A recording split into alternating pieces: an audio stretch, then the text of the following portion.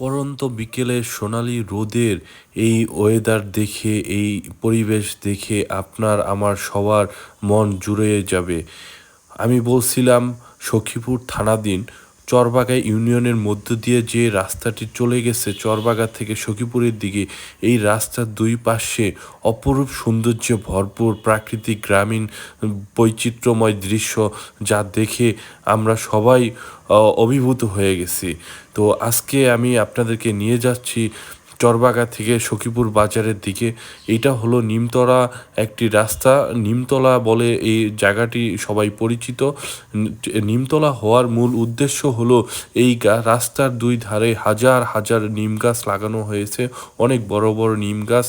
প্রকৃতির এক শীতল আবহাওয়া এখানে পাওয়া যায়। আপনি যখন প্রচণ্ড গরমের তাপদাহের মধ্যে এই নিমতলাতে আসবেন, নিম গাছের ঠান্ডা প্রাকৃতিক এসি আপনার মন জুড়িয়ে দিবে।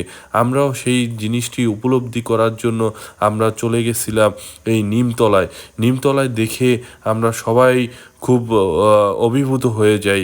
অনেক সুন্দর, অনেক মনোরম দৃশ্য, প্রাকৃতিক কত সৌন্দর্য, কত প্রাচুর্য, যা দেখে আমাদের চক্ষু চড়ক গাছ হয়ে যায়।